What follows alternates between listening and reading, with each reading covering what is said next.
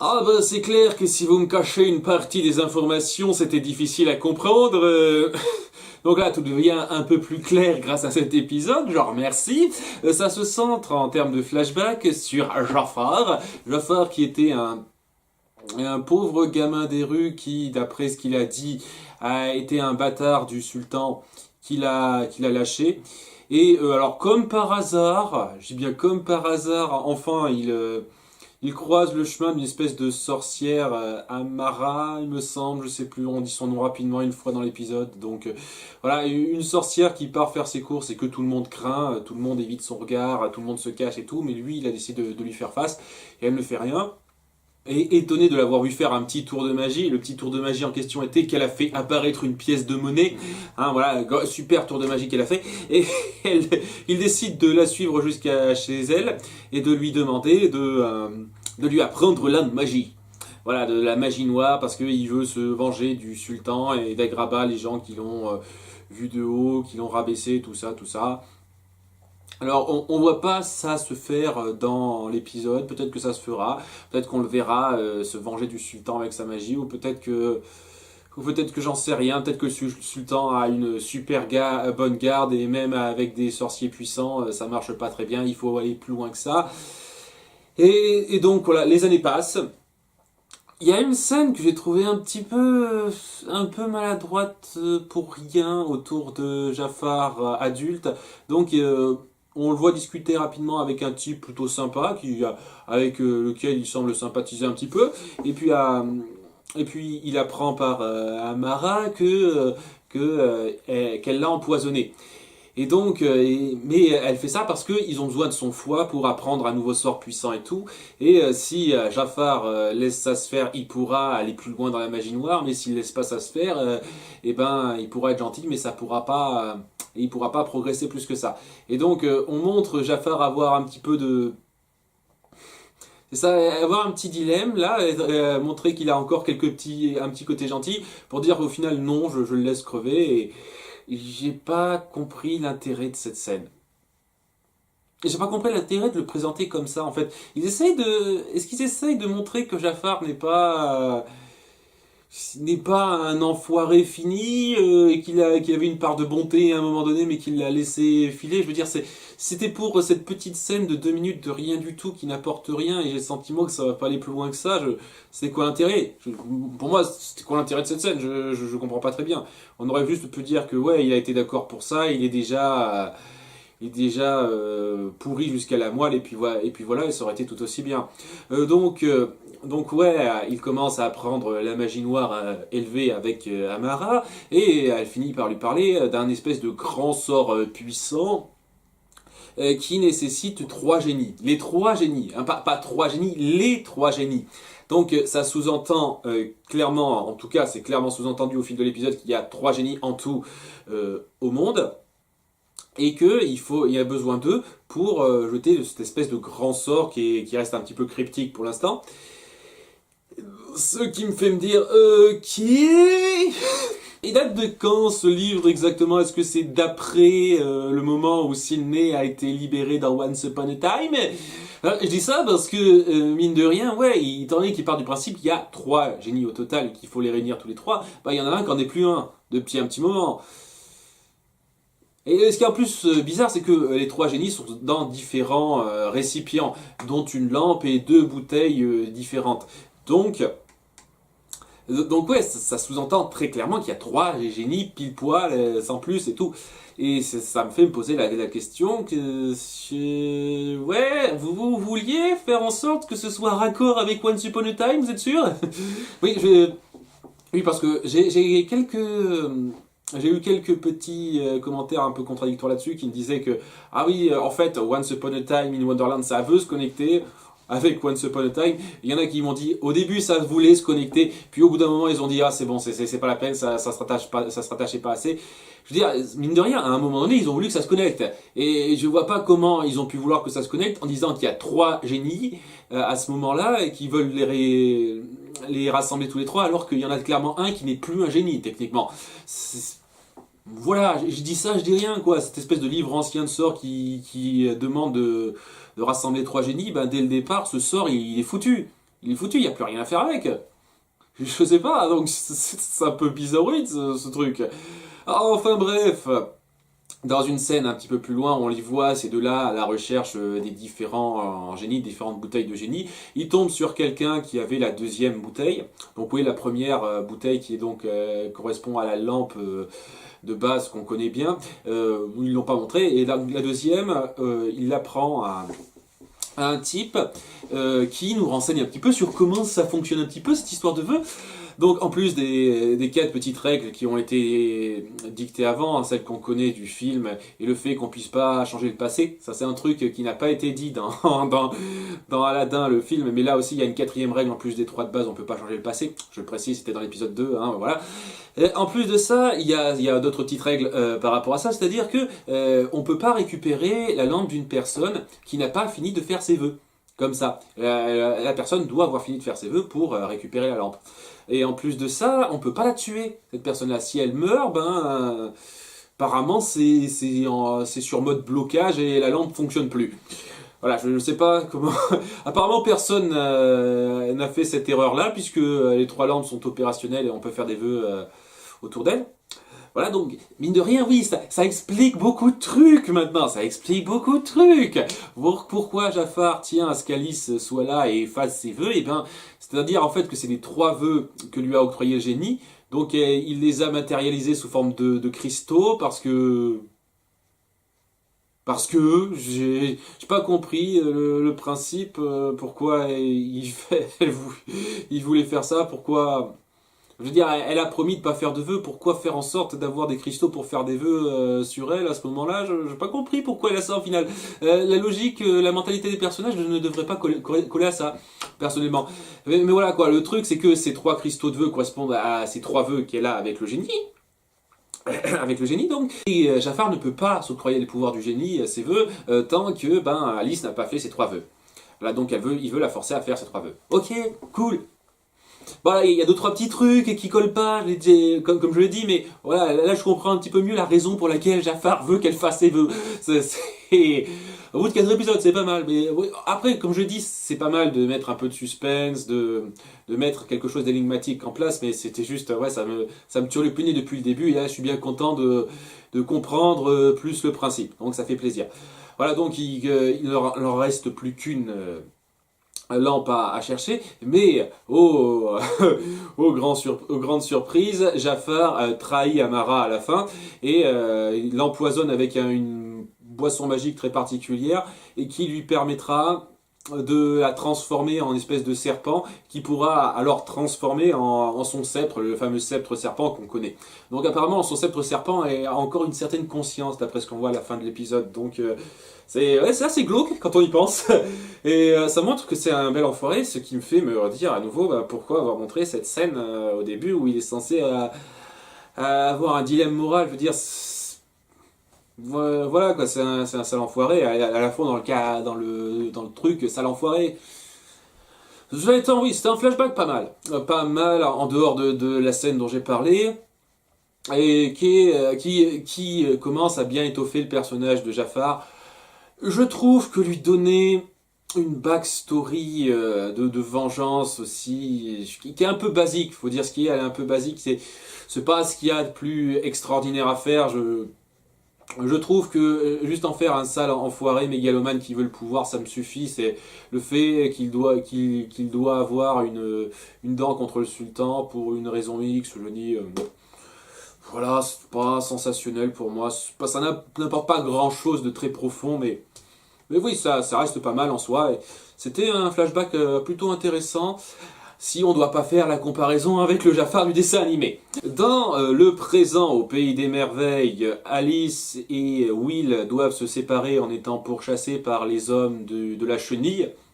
Oui, parce qu'apparemment, Jafar lui a rien fait à la chenille, il l'a pas forcé à grand chose. D'ailleurs, moi je sais pas, j'ai le sentiment que ça allait nulle part, les petites scènes de fin de l'épisode précédent, on me dit « Ah, dites-moi tout sur ce Will », ça l'a pas...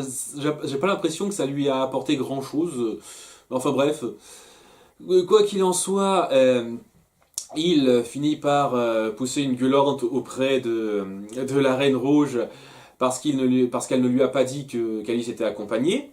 Et en plus de ça, il veut qu'elle s'occupe de lui de façon permanente, incessamment sous peu. Mais le fait est que oui, il y a un passé entre eux qui est assez tumultueux, il s'aimait avant et tout, donc c'est un peu difficile pour elle de se résigner à ça. Mais étant donné qu'elle est mise au pied du mur par Jafar pour une raison qui m'échappe, je veux dire, la fin de l'épisode 2, c'était elle qui gloussait parce qu'elle avait un moyen de pression sur lui qu'elle pouvait être considérée d'égal à égal. Donc malgré tout ça, elle continue de se faire dicter sa conduite, comment elle doit réagir et tout par Jafar. Et moi, je trouve ça bizarre. Ouais, je trouve ça bizarre qu'elle ne montre pas davantage son espèce de confiance sur lui qu'elle a gagné dans l'épisode 2, là. C'est un peu bizarre, hein. Mais bon, voilà, elle se laisse faire, elle se dit, ouais, je suis un peu obligée de faire ça, donc... Alors, par je ne sais quelle magie, apparemment, elle connaît le pays par cœur, elle arrive à retrouver Will comme ça, après qu'il se soit séparé avec Alice. Et donc, elle le fait enfermer. Et pendant qu'il est enfermé, on a tout un jeu autour de la Reine Rouge qui essaye de pas laisser passer ses émotions par rapport à lui, de faire sa poker face, de rien laisser transparaître, ce qui est très pratique quand on a des lèvres comme elle. Et, malgré tout, Jafar insiste pour qu'elle le tue via une exécution publique. Donc, ouais, à contre-cœur, elle le fait, malgré le fait qu'elle ait essayé de faire fuir Will, qui, tel un crétin fini, parce que sérieusement, c'était complètement con de sa part, refuse l'espèce de combine qu'elle a mis en place pour qu'il s'échappe sans qu'elle soit considérée comme la responsable. Voilà, donc elle voulait faire en sorte que le lapin l'aide à s'enfuir, ben non. D'accord, je vais rester là, je vais rester dans mon coin pour crever parce que je suis stupide. J'ai vraiment pas compris. J'ai vraiment pas compris. D'après ce que j'ai compris, il sait qu'il y a une histoire entre eux, un passé entre eux. Ça devrait être logique pour lui de croire qu'Anastasia veut vraiment faire en sorte qu'il survive, mais non. Il décide, vas-y, exécute-moi, si tu peux, et il se voit obligé de le faire. Complètement con, Will, sérieusement, c'était complètement con cette décision.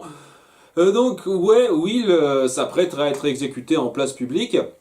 On lui coupe la tête, tout ça. Et Alice, pendant ce temps-là, repart à la recherche de Will parce qu'elle a besoin de lui pour une raison qui m'échappe. Bon, ok, elle a besoin de lui pour s'attaquer à la Reine Rouge et récupérer la lampe du génie. Donc oui, il y a ce petit truc-là, hein, c'est pas pour rien non plus qu'elle veut ça.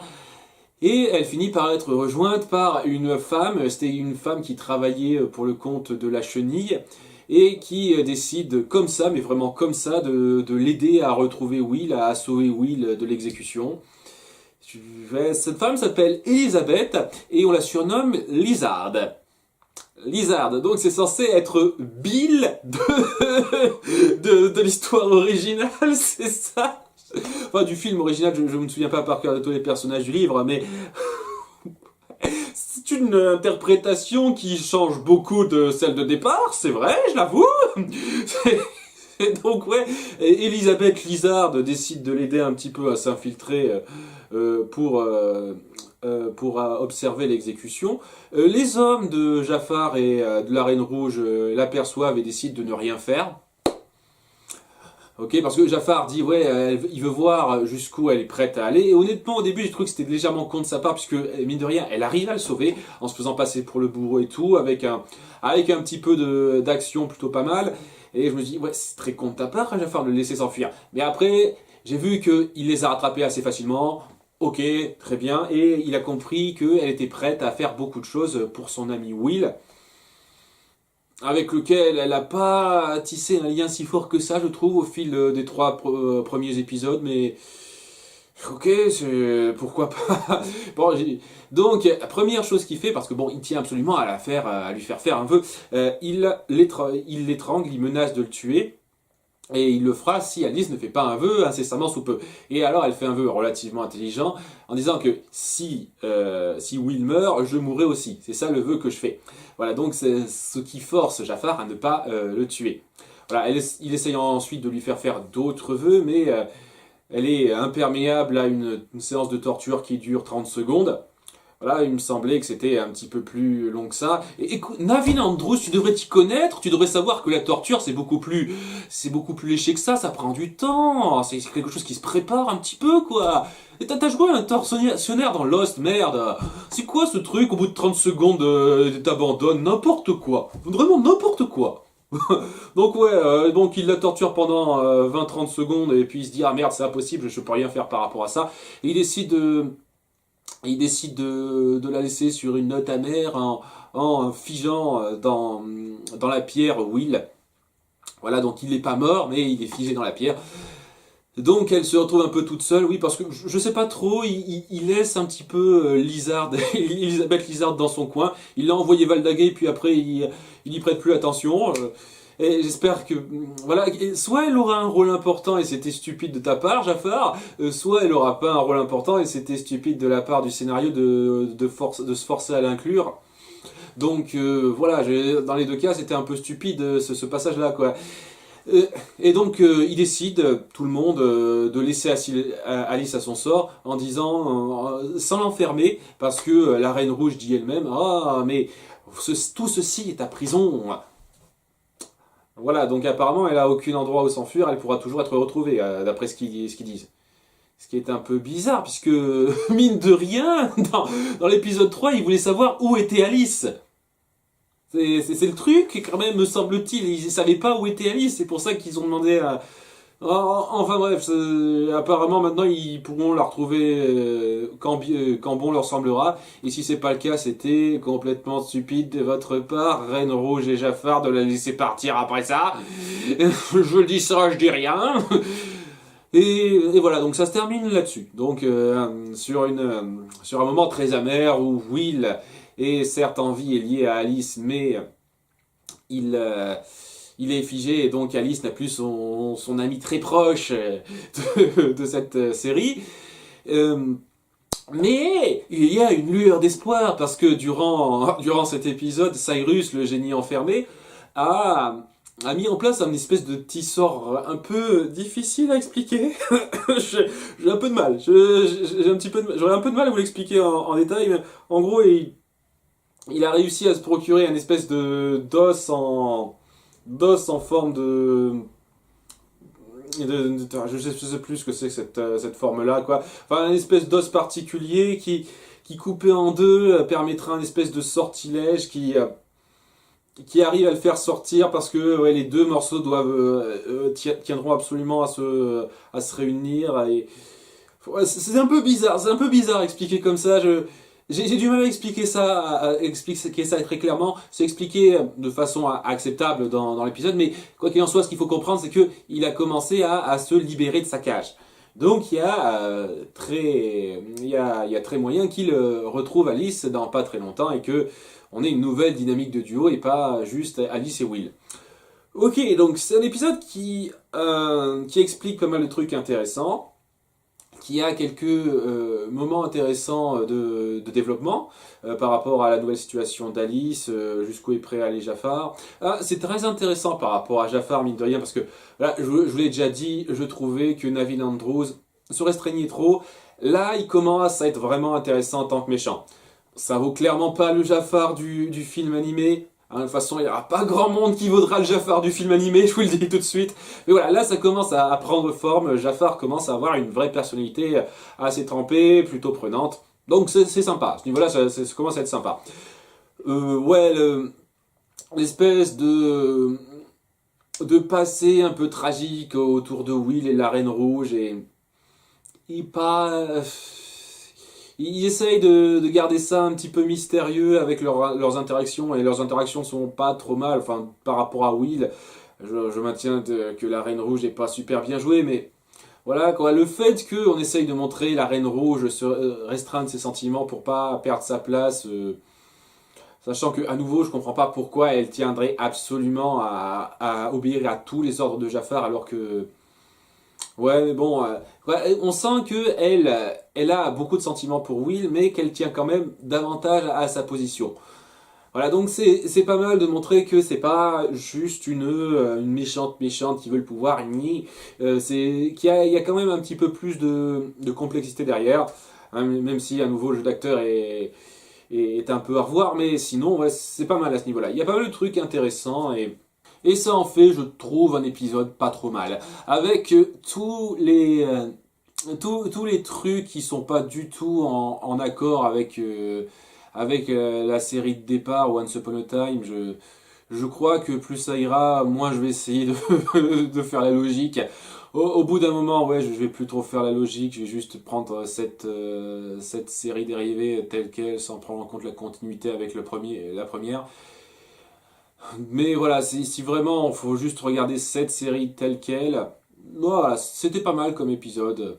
Et bon, j'attends de voir la suite. À très bientôt, ciao!